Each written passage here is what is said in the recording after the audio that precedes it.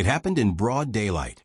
My pregnant wife, standing on our front porch, her belly showing through the soft fabric of her navy blue dress, had just stepped outside to hand over a delivery notice to a confused UPS driver when he stormed up. Harold, the HOA vice president, the kind of man who wore khakis too tight and his pride too loud, marched up our driveway like he owned it. "What are you doing, standing there like a queen?" he barked. "That's the HOA property you're blocking." My wife blinked. "Excuse me. I told you people before, no one's allowed to use this part of the porch for deliveries. That's in the handbook."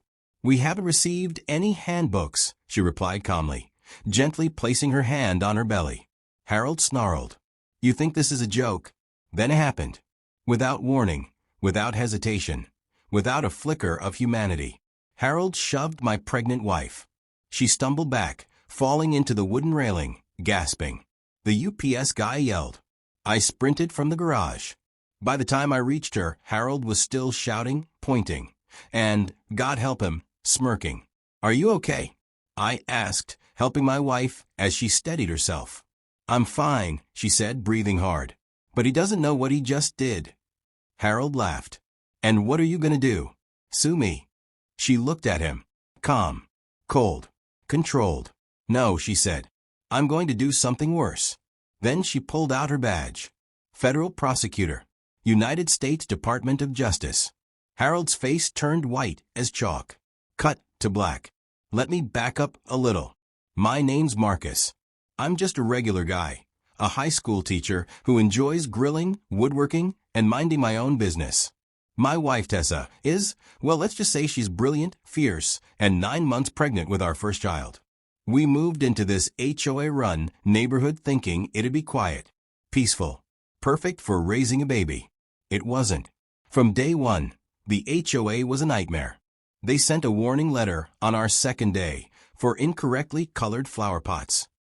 A ticket the following week for insufficient grass symmetry. And by month 2, they had already held 2 meetings to discuss the attitude of the new tenants. Guess who chaired those meetings? Yep, Harold. He strutted around like a drill sergeant in slacks. He called the shots, scared the board, and micromanaged every bush, brick, and bike left on the sidewalk. I tried to stay cool. Tessa kept reminding me, "We'll ride this out. The baby's coming. Let's not cause trouble." We stayed quiet until one day they towed our car from our own driveway. Their excuse? Overhanging too far into the sidewalk line. It was a lie. I had photos. But the board didn't care. Then came the noise complaint. Apparently, my wife playing jazz softly while organizing the nursery was disturbing the community's peace. And finally, the threat to fine us daily for leaving our delivery bin too visible. That bin? It was a basic white box we placed near the door for baby supplies. Diapers. Wipes. Formula. We tried everything, reasoning, written appeals, even attending the board meetings ourselves. Harold always found a way to shoot us down. But we never imagined it would get physical. That day was already chaotic. Our baby's crib was supposed to arrive. But the delivery got messed up and the UPS guy came back twice. Tessa was on the phone trying to confirm the tracking. I was in the garage fixing the broken wall shelf. We heard yelling. I poked my head out. Saw Harold stomping up like a bull on a rampage. My wife thought it was just another lecture. But no one expected what he did. That shove? It was quick, shocking, unprovoked. Even the UPS driver started yelling. "Hey, what are you doing? She's pregnant, man." I froze. Everything around me froze, except Tessa. She didn't scream. She didn't cry. She stood back up, slowly, steadying herself. And she said in the coldest, calmest voice I've ever heard, "You messed up, Harold." Then came the badge. Harold took 2 steps back like she pulled a weapon. I didn't know. You can't be serious." "Oh, I'm serious," she replied. "And this isn't the first time you've abused your authority, is it?" He looked like he wanted to melt into the pavement.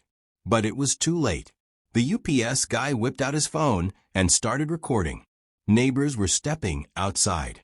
The HOA president came running down the street, eyes wide. And me? I stood there thinking, you picked the wrong woman, Harold. As Harold stammered, Tessa raised the badge higher. The HOA president reached out, whispering, "Tessa, maybe we can talk about this. Off record." She ignored him. "I've documented every violation, every threat, every letter. I've got a file thick enough to get federal attention on this entire HOA." I could see the panic spread through the HOA crew like wildfire. But we're just a community board," Harold mumbled, sweat forming on his forehead. Tessa stepped closer. "No, Harold. You're a ticking lawsuit." And then she said, "I already sent your name to the Office of Civil Rights." Harold gasped. That's when 3 unmarked black SUVs turned onto our street. Every neighbor froze. The HOA president nearly dropped his clipboard. Harold? He ran. Harold spun on his heel and sprinted toward his pickup truck like a frightened animal. But it was already too late. The first black SUV pulled in front of his driveway. The second blocked the other end of the street. The third parked diagonally behind our mailbox like a barricade. Harold's eyes darted in every direction. "Who are they?" "What's going on?" he shouted, backing up. The doors swung open.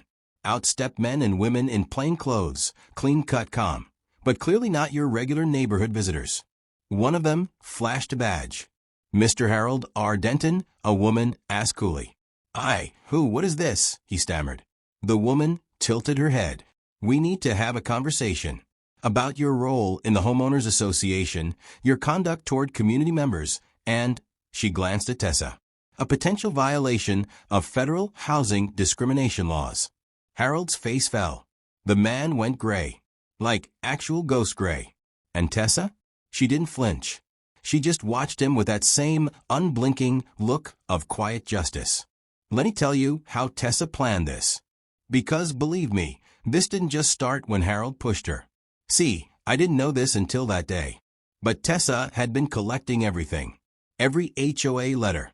Every time Harold threatened to fine us. Every time he used his position to harass new neighbors, especially people of color, single mothers, and even an elderly couple down the street who didn't speak English. She recorded board meetings. She photographed and time-stamped notices taped to our door. She even saved security cam footage, like the time he moved our trash bins an inch just to write us a violation.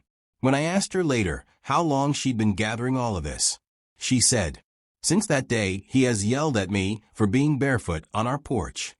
Why? Because I knew one day he'd go too far. And when he did, I wouldn't scream. I'd bury him with evidence.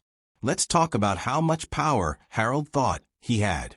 He acted like the neighborhood was his kingdom. If you parked facing the wrong direction, ticketed.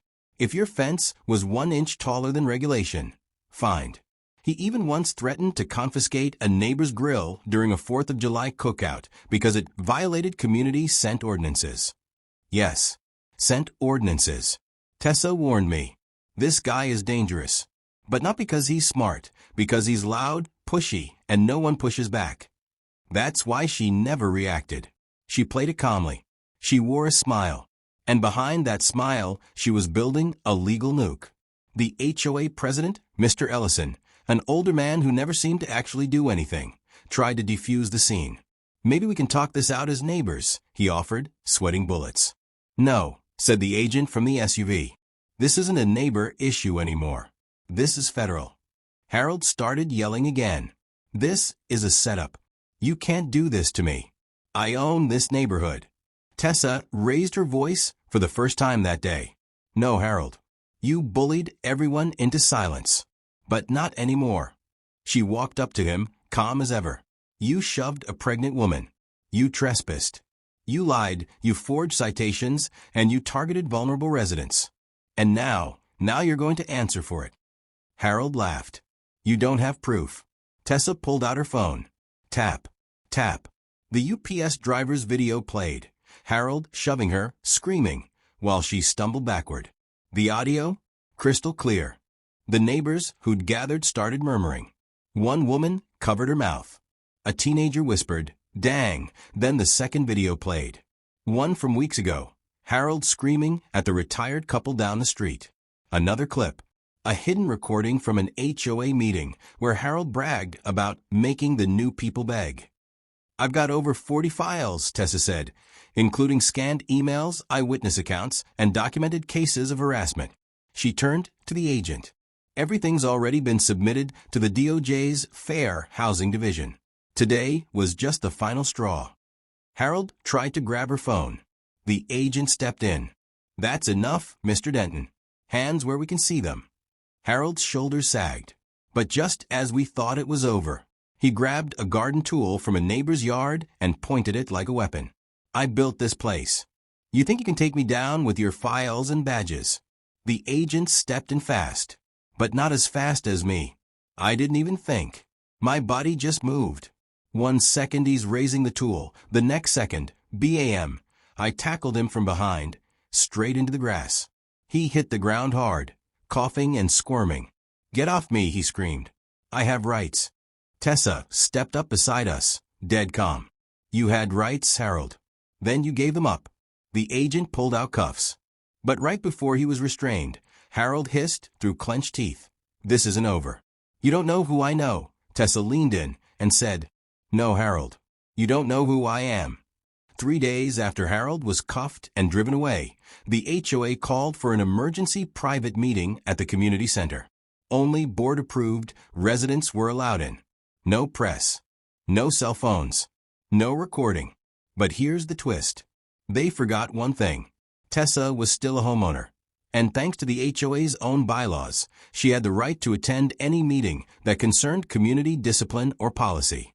She showed up, cool as ever, holding a thick black binder under her arm and wearing a beige maternity dress that made her look like the most composed storm you'd ever meet. You should have seen their faces when she walked in, especially Mr. Ellison, the HOA president. Tessa, he said nervously, this meeting isn't, it's not really, she cut him off. I know exactly what this meeting is, and I'm here to make sure it doesn't turn into a cover-up. Everyone went quiet. Tessa opened her binder. Because if it does, I'll make sure every single board member in this room gets included in the federal investigation.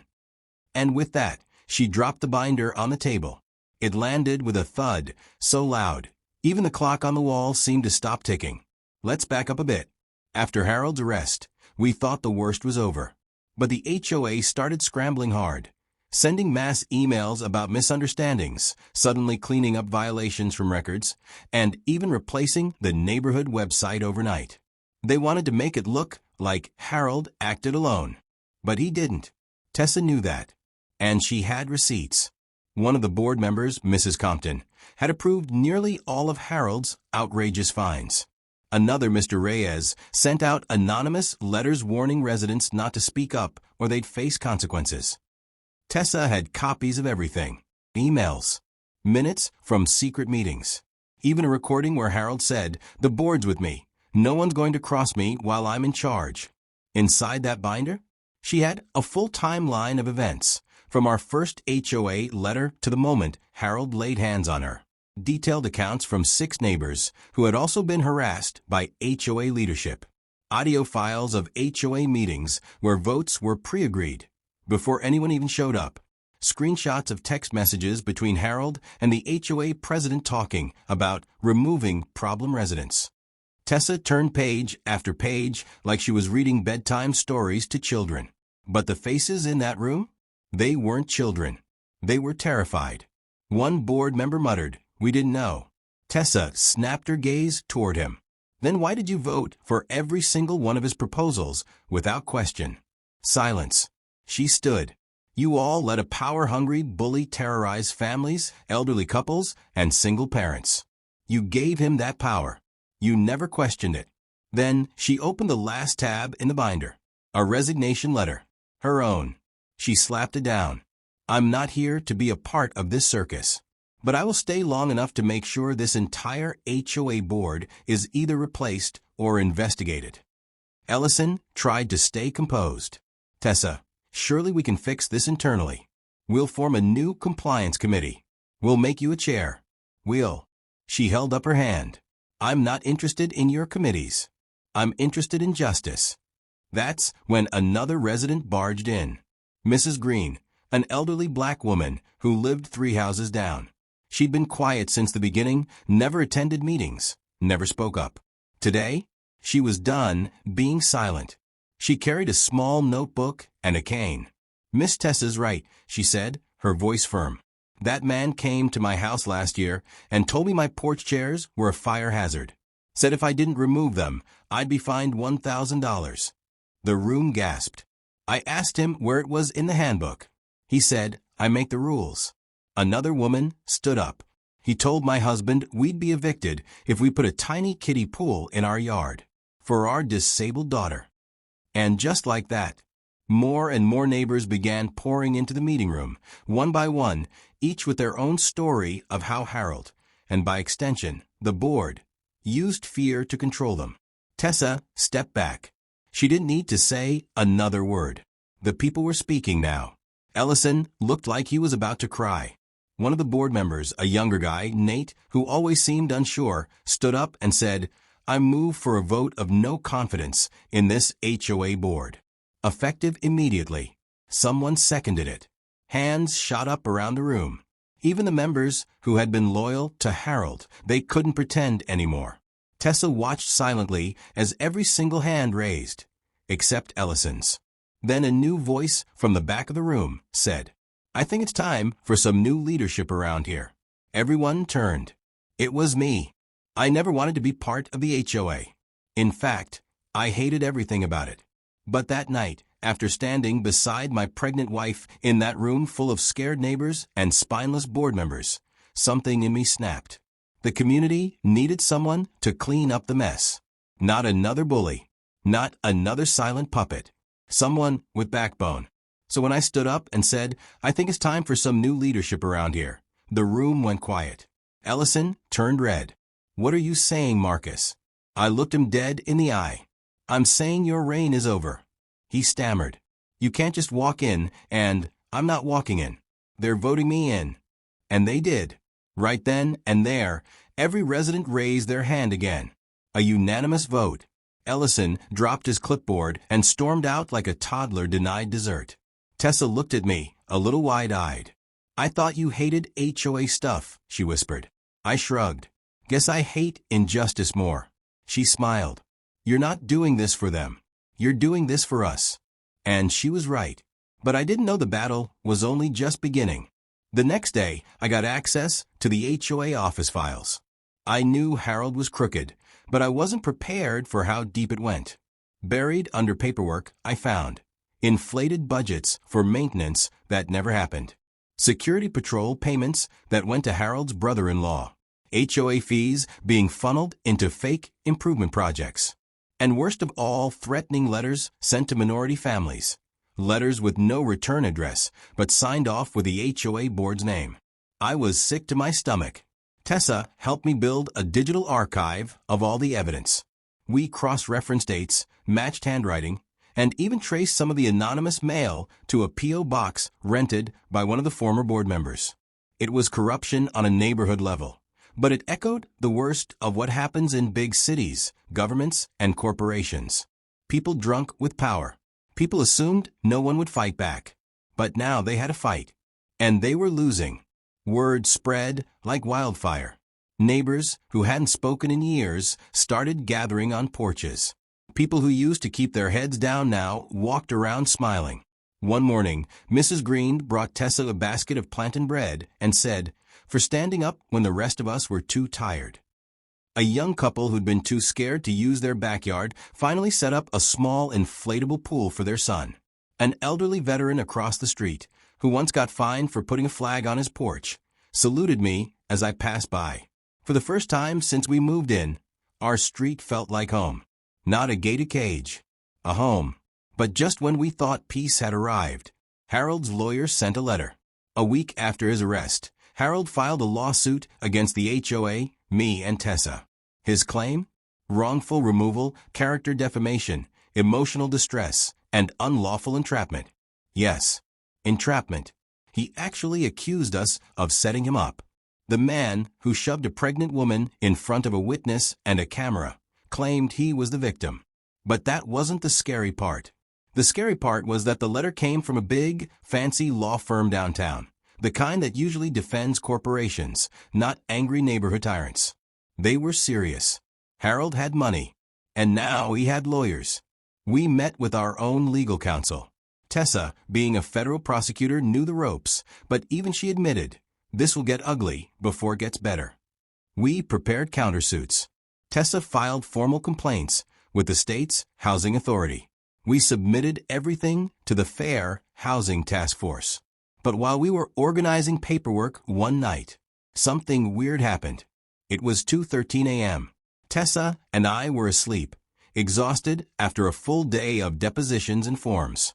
Suddenly, a loud crash echoed from the side of our house. I jumped up, grabbed my flashlight, and hurried to the back window. A dark figure was climbing over our fence.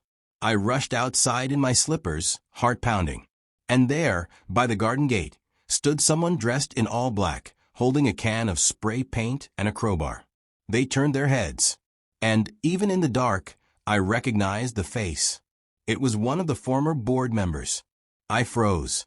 Right there, standing just feet from my garden gate, was Mr. Reyes, the former HOA board member who'd signed off on half of Harold's bogus citations.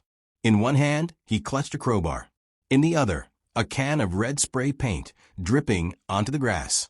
On our freshly painted white fence, 3 big letters had already been scrawled in ugly strokes. I didn't need to see the rest to know what came next. Tessa came to the doorway, clutching her belly. Marcus? What's going on? Get inside, I said quickly, stepping forward. Mr. Reyes, I shouted. What do you think you're doing? He jumped, clearly not expecting to be caught. But instead of running, he pointed the crowbar at me, wild-eyed. You don't know what you've done, he hissed. This neighborhood was fine until you two showed up. I kept my hands raised. Calm. You mean until you got exposed? Harold protected us. He kept things under control. Now everyone's turning on each other. Because they were afraid of you. He sneered. And they should be. Then he charged. I dodged just in time. He swung the crowbar at my head. It missed by inches, slamming into the side of my grill with a loud clang. I tackled him, just like I did Harold. This time, though, he fought back hard, scratching, kicking, spitting. Tessa had already called 911. Neighbors flicked their lights on. Someone screamed. Then headlights poured into our backyard. A police cruiser screeched to a stop. In seconds, 2 officers had Reyes cuffed and slammed against the squad car. I'm on the board, he kept yelling. You can't arrest me for protecting my property. One officer looked over at me. This is your house, sir? Yeah, I panted. He jumped the fence. Tessa held out her phone, recording the entire thing. The spray-painted fence. The crowbar. His face. Every last detail. By morning, the neighborhood was in chaos again. Photos of the vandalism went viral in our community Facebook group. Someone even posted the police dashcam footage. The headline read, Former HOA board member attacks new president in nighttime vandalism attempt. And suddenly, the rest of the skeletons came tumbling out. More neighbors stepped forward with stories about Reyes threatening them. A single mom posted screenshots of texts he'd sent, warning her she'd be evicted for inappropriate lawn decorations, meaning her kids' toys. An elderly war veteran revealed Reyes told him he wasn't fit for the neighborhood because of his PTSD dog. The entire HOA board's history was unraveling like a sweater caught on a nail. Meanwhile, Harold's lawsuit was crumbling. Tessa's evidence had reached the fair housing investigators. Multiple violations, civil rights breaches, intimidation, harassment, discrimination. They were preparing federal charges. As much as the attacks shook us, they also galvanized us.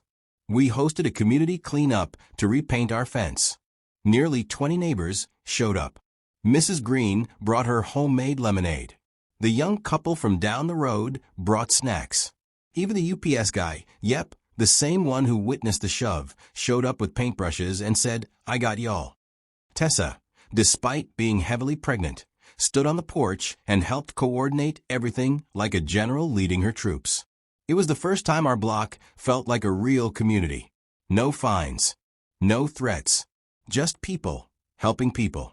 That night, After everyone left and we were locking up, I found an envelope taped to our front door. No return address. No name.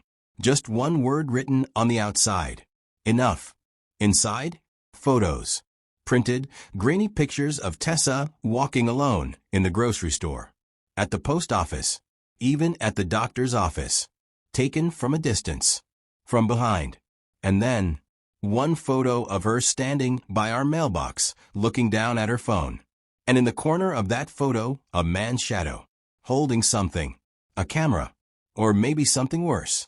Tessa looked through the photos, quietly, then turned to me. "They're trying to scare me," she said softly. I nodded, fists clenched. "And they're messing with the wrong woman." She looked me dead in the eyes. "No, Marcus, they just made the biggest mistake of their lives." The next morning, Tessa sat at our kitchen table with those photos spread out in front of her like evidence in a courtroom. No panic. No tears. Just strategy. "I've handled worse creeps in court," she said. "Sipping tea like this was just another case file. But this is personal now." She tapped the corner of the photo with the mailbox. "This one was taken 2 days ago. That's the day I picked up the certified mail from the Housing Commission." "How do you know?" I asked. "Because I wore that exact green sweater, and I went alone." She slid the picture toward me. "See the shadow? It wasn't much, just a silhouette on the pavement. But you could tell it was a man. Thick arms. Wearing a cap. Holding something near his face." Tessa tapped her phone. "I'm going to find him." She reached out to an old contact at the DOJ. Tessa didn't want to just report a stalker. She wanted to catch him. Her plan? Simple. She'd walk to the post office at 3 p.m. the next day, alone, wearing the same green sweater. Just like in the photo. But she wouldn't actually be alone. 2 plainclothes agents would shadow her. One in a white delivery van. Another seated at the outdoor cafe across from the parking lot. She'd move slowly. Linger. Pretend to check her phone. If someone tried to approach her, they'd have him. "Are you sure about this?" I asked her that night. She looked at me, hand on her belly, eyes sharp. "I'm not letting anyone threaten our family." The next afternoon, everything went according to plan. Tessa left at 2:52 p.m., wearing her green sweater and walking at an easy pace. She walked along the sidewalk, stopped at the corner to tie her shoe, on purpose, and lingered outside the post office for a minute longer than she needed to. And then, the agent saw him. A man in a dark hoodie with a camera, taking pictures from a black SUV parked nearby. Agent number 1 made the move. But as he approached the SUV, the man inside sped off. What followed was a 10-minute car chase through 2 neighborhoods. The SUV eventually crashed into a stop sign. The man bailed, on foot. Agent number 2 tackled him 2 blocks later. Tessa got the call, just as she was heading back home. They had him. When the man was brought in, we expected another HOA goon. Maybe a hired private investigator. But it wasn't either. His name was Derek Prentice, a former security contractor. Guess who hired him? Harold. Turns out, Harold had been preparing for months in case things went sideways. He'd hired Derek weeks before he shoved Tessa. Why? To watch her. Dig into her background. Find dirt that could discredit her if things ever got legal. The problem? There was no dirt. So Derek took photos. Shadowed her. Tried to intimidate her. But that's not the worst part. Inside his SUV, the agents found a list. 3 names. Tessa, me, and the UPS driver who witnessed the shove. With addresses, schedules, notes. We were being watched, followed, targeted. Tessa didn't flinch. She handed everything over to the DOJ. And this time, they weren't just opening an investigation. They were issuing indictments. The charges? Conspiracy to intimidate a federal officer, obstruction of justice, civil rights violations under the Fair Housing Act, and harassment of a witness in an active investigation. Harold was already in trouble. Now, he was screwed. But Tessa wasn't finished yet. At the next emergency community meeting, just 1 week after the break-in and the failed stalking attempt, Tessa stood up one last time. She addressed the crowd. This isn't just about Harold, she said. This is about systems that allow people like him to thrive. The crowd nodded. She continued. This HOA is broken. The corruption runs deep. The bylaws protect bullies more than they protect families. Then she held up a petition, signed by over 70% of the residents, requesting that the HOA be dissolved and replaced with a community-run cooperative, self-governed, transparent, fair. The crowd stood up and clapped. Mrs. Green cried. Even Ellison, yes, the former president, stood in the back, nodding slowly, hands in his pockets, defeated. The board voted. Unanimously. The HOA was no more. That night, after everything was finally done, Tessa and I sat in our living room. The tension gone. The air lighter. We laughed. We cried. We hugged. And then, Tessa gasped. I turned to her. Her eyes went wide. Marcus, she said, grabbing my hand. My water just broke. It started with a sharp gasp, then a long, steady breath. Tessa clutched my arm and said again, firmer this time, but calm as always, my water just broke. I blinked. Then everything went fast. The sky outside had turned dark. Clouds rolled in like a curtain dropping on the last scene of a play. Thunder rumbled in the distance. A storm was coming. I grabbed the hospital bag we had packed weeks ago, tossed it in the back of the truck, ran back to help Tessa to the front door. But as soon as I opened it, the rain poured. A heavy, angry downpour. No way we're making it without a ride, I muttered. Tessa grinned, somehow unfazed by the storm or the labor pains. You forget who you married? Just then, headlights pulled into the driveway. It was Officer Ramsey, the local cop who helped arrest Reyes. He rolled down the window. You folks ready for a VIP escort? The drive to the hospital was straight out of a movie. Thunder cracking. Wipers fighting the sheets of rain. Tessa gripping my hand tighter and tighter with every contraction. I swear, she groaned, this baby waited for the exact moment when everything in life exploded. I kissed her forehead. They're just arriving fashionably late to the new era. We reached the hospital just in time. Nurses rushed out with a wheelchair. One looked at Tessa and blinked. Wait, are you the prosecutor from the news? Tessa didn't answer. She was too focused, breathing through a wave of pain. But I said, yeah, that's her. And right now, she's about to become a mom. The delivery wasn't easy. It took hours. Tessa didn't scream. She didn't panic. She focused, grit her teeth, and pushed like the warrior she was. And then, at 4:03 a.m., the room filled with the sound of a baby crying. Our baby. A little girl. 7 pounds, 2 ounces. Healthy. Beautiful. Loud, like her mother in court. We cried. We laughed. We held her like the world had been reset. And in that quiet moment, I whispered in Tessa's ear. We won. 2 months later, with our daughter sleeping peacefully in her bassinet, we received the news. Harold Denton was sentenced to 5 years in federal prison. Mr. Reyes received 2 years and mandatory psychological evaluation. The rest of the former board? Fined, banned from holding any HOA position in the state, and listed on a formal misconduct registry. The neighborhood changed. The old HOA sign was taken down and replaced with one that read, Welcome to Liberty Oak Community, People First. Tessa was offered a promotion, lead prosecutor in the Housing Crimes Division. She turned it down. I want to stay here. Raise our daughter in peace, she said. We've done enough fighting for now. We planted a small tree in our front yard, a symbol of growth, of rebirth, of standing your ground. To anyone watching this story and thinking, that could never happen to me, remember, all it takes is one person in power to abuse it, and one person with courage to stop them. Tessa wasn't just a pregnant woman in a dress. She was a federal prosecutor, a mother, a protector. And when the HOA shoved her, they didn't just touch a woman. They triggered a storm. And that storm swept through every corner of corruption until truth stood alone.